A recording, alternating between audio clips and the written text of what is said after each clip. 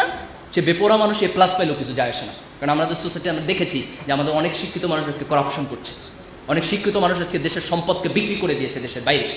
এই যে this is important যে আমরা গ্লোবালাইজেশনের যুগে আমাদের কোয়ালিটি ডেভেলপ করার পাশাপাশি এই অ্যাকাউন্টেবিলিটির জায়গা থেকে মানুষের প্রতি ভালোবাসা, জীবনের প্রতি ভালোবাসা, জীবের প্রতি ভালোবাসা, এক ধরনের নৈতিকতা বোধ, এক ধরনের ধর্মবোধ, যে কোনো ধর্ম, ফেইথ বেস অ্যাপ্রোচ, তুমি ঈশ্বরকে বিশ্বাস করো, আল্লাহকে বিশ্বাস করো, গডে বিশ্বাস করো, does not matter, but you must believe, you must practise whatever your religion is, you must have the sense of the accountability, যে ভালো কাজ করলে এটা একটা ভালো কিছু পাবা, তোমাকে এটা এনকারেজ করবে, একটা খারাপ কাজ করলে তোমার পানিশমেন্ট হবে, ভয় তোমার মধ্যে থাকতে হবে।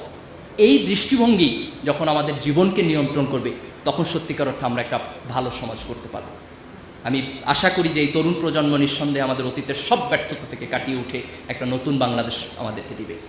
আজকে প্রোগ্রাম ইসলামী ছাত্র শিবিরের পক্ষ থেকে, but that does not mean যে তোমাদের সবাইকে ছাত্র শিবির করতে হবে, কিংবা আমরা এই প্রোগ্রামটা ছাত্র শিবির করানোর জন্য করতেছি। নো, আমরা প্রোগ্রামটা এই কারণে করতেছি যে আমরা তোমাদের মেধাকে স্বীকৃতি দিতে চাই এবং তোমাদের সামনের দিনগুলোর দায়িত্ব সম্পর্কে স্মরণ করিয়ে দিতে চাই।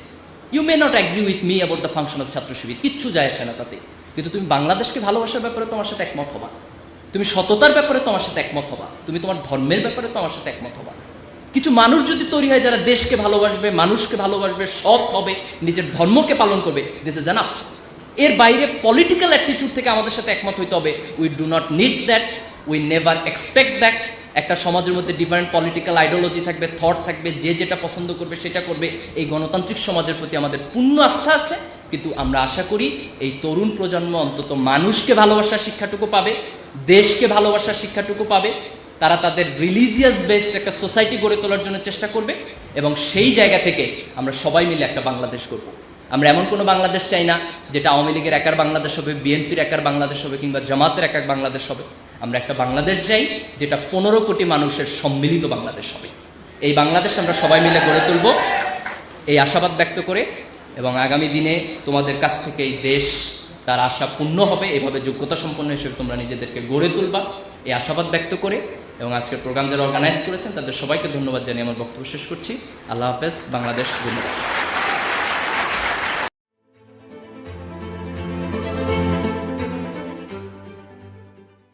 সম্প্রতি ঢাকা বিশ্ববিদ্যালয়ে বিজয় দিবসের আলোচনায় বক্তব্য দেন মির্জা গালিব। এরপর একটি বেসরকারি টেলিভিশন চ্যানেলেও দেখা যায় তাকে। বিভিন্ন সময়ে সামাজিক যোগাযোগ মাধ্যমে ব্যাপক আলোচিত ছিলেন তিনি। কিন্তু কে এই মির্জা গালিব? কেন তাকে ঘিরে এত আলোচনা?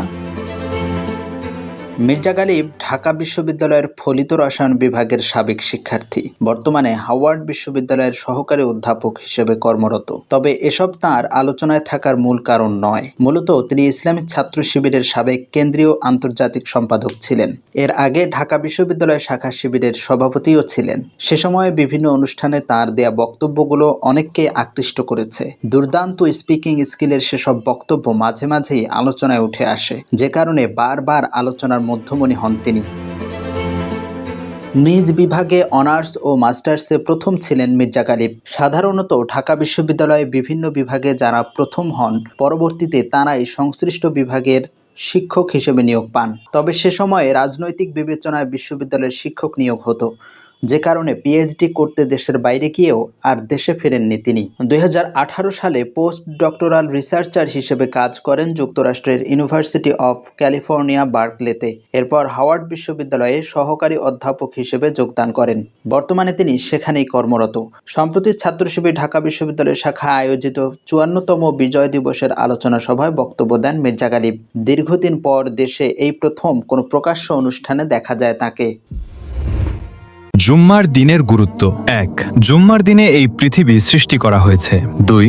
জুম্মার দিনে আদম আলাইহিসসালামকে মাটি থেকে সৃষ্টি করা হয়েছে। 3. জুম্মার দিনে ইউনুস আলাইহিসসালাম মাছের পেট থেকে মুক্তি পেয়েছিলেন। 4. জুম্মার দিনে ইসলামের প্রথম যুদ্ধ বদর যুদ্ধ সংঘটিত হয়েছিল। 5. জুম্মার দিনে মক্কা বিজয় হয়েছিল। 6. জুম্মার দিনে হযরত ইমাম হোসেন রাদিয়াল্লাহু আনহু শাহাদাত বরণ করেন। 7. জুম্মার দিনে মুসা আলাইহিসসালামের জাতি ফেরাউনের জুলুম থেকে মুক্তি পেয়েছিল। 8.